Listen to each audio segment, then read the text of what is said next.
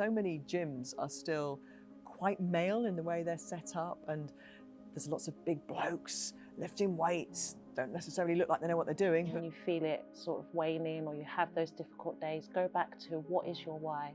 Prioritising yourself is not selfish, it's actually selfless. You know, exercise is a walk on a Sunday with your family, with your dog, in the park. Like, that's still exercise. Laying out your kit. If I don't lay out my kit, I was going to say wearing your kit all day long, which is what I do, so I'm ready to go whenever.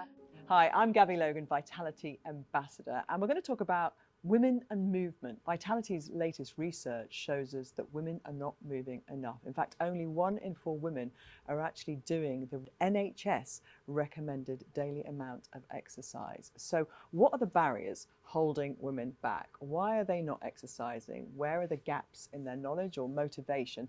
I've assembled here a fantastic panel of women who can hopefully give us some answers and pointers and move us into the direction where we can see an improvement in that. there's such a wide range of how you can work out movement training that you just got to, and also different coaches. You know, if you go to group classes, it's like, it's finding the right modality of working out that you actually enjoy.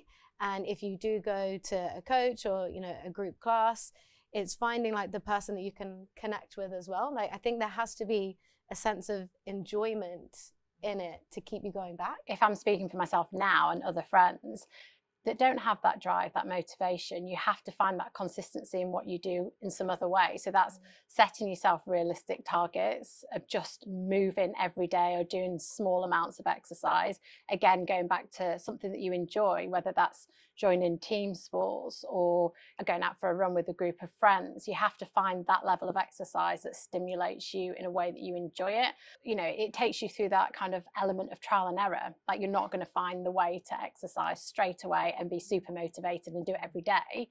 You've got to be kind to yourself and understand that you're going to have to try different ways of exercising. Your motivation will go up and down. That's completely normal. But hopefully you'll find that way of exercising that's right for you and that you're able to maintain that. I think it's reframing how we see physical activity and movement as one of those basic part of our basic self-care needs in that sense. So just like we need good sleep and we need good nutrition and good social connection, we also need to move. It's also what it does for your physical and mental well-being. It can even help with your sleep. So say you're struggling with sleep, you start moving more, or more likely to feel tired towards the night. So it's all linked. I train a lot, but the type of training I do can be influenced by how I'm feeling. So if my body's feeling a bit beat up and actually the thought of doing a really intense exercise isn't what I need that day, I can still do some movement, but it's just going to be a different type of movement. And I'm still getting my exercise minutes in, but it doesn't have to be that, you know, drenched in sweat, really overexerting yourself day in, day out. Like, I think that's where, when people think about, oh, we need to exercise more, that's instantly what they go to. Where actually, you know, exercise is a walk on a Sunday with your family, with your dog, in the park. Like, that's still exercise.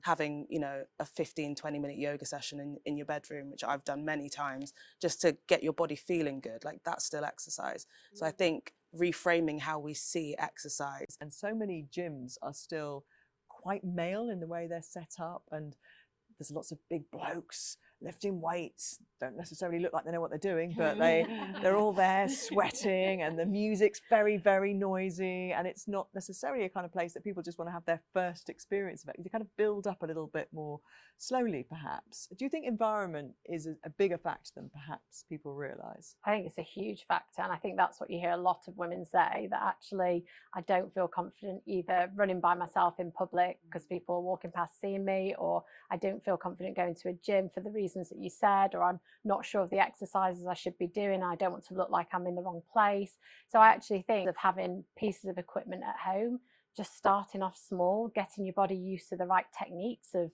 doing weights or whatever exercise you're wanting to pick up first, and then building up and maybe progressing to a gym that suits you at some stage. But actually just being really kind to yourself again, and knowing that you don't have to go into this full gym regime or this full running schedule from the start.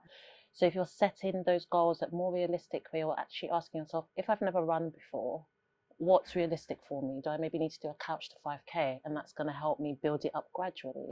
But if I just sort of went in straight trying to run for half an hour, you're definitely just going to feel like you can't do this and give up. So setting really small, achievable, realistic goals that are likely to support your resilience along the way, so that you keep seeing, oh, I'm doing this, and that positive reinforcement then makes you want to continue in that sense. Now let's talk about sticking to the habit, because I think we're all converts and we all get that we're going to feel better. So it's probably more likely that we've had the days where we don't feel great, but we do it anyway because we understand that. So if people are having trouble kind of sticking to things and the consistency, what are the tips that you give them? Laying out your kit. If I don't lay out my kit, like, it sometimes doesn't happen. Like, yeah, you know, I don't get out the door quick enough. You're like rummaging around, got to find a cute outfit.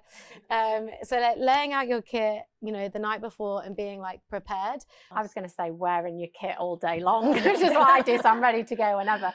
But no, I think that feeling of how you feel after you've exercised, and I have so many occasions when I was an athlete and now, when I don't want to go, I don't want to exercise, but I'm constantly reminding myself of that buzz and that, you know, amazing feel you feel after, but you can often forget it. So I think having some kind of journal or something where you can just write down straight after you run how you felt, so that you can refer back to it and know that, do you know what, it is raining outside, I don't really feel like going out, but let me quickly read what I wrote last time after my run, and that's going to give me the kind of motivation and energy to want to go out there and do it again. Do you also enter your diary, you know, if you're looking at the week, do you kind of go, that's a good time, and put it in there so you committed? Absolutely, yeah. I think, you know, your energy levels change, and like you said, you know, you might want to do a run one day, you might wake up and feel like a run's not the great thing, I'm going to do yoga, but I still have every day or every other day that I'm going to exercise exactly the time that I'm going to do it. I'll just say exercise.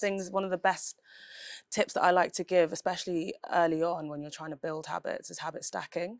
So if there's something that you always do that's ingrained in your day-to-day life, just tack on what is the new habit to that, and it almost becomes part and parcel of it. So let's say you're someone who wants to work out in the morning, but you're just a bit reluctant or a bit resistant or just don't really know what to do. You could stack it to your morning coffee. You make your coffee and then you put on 20 minutes of yoga, boom.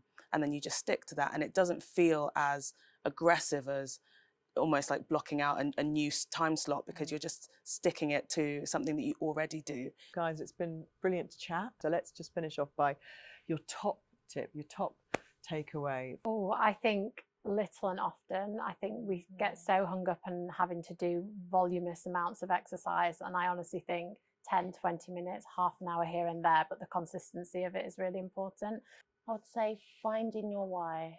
So what is the real reason that you want to get active and stay active, and connect with that as your motivation when you feel it sort of waning or you have those difficult days. Go back to what is your why, because it will help you boost that motivation for movement. Mine, I think, is look good, feel good, move good. Don't be afraid to find something that makes you feel good and make you feel like you can take on the world, and find something that you enjoy. I think my takeaway would be prioritizing yourself is not selfish, it's actually selfless. You're firing on like all cylinders and feeling 100%, you're going to be able to give more in all areas of your life.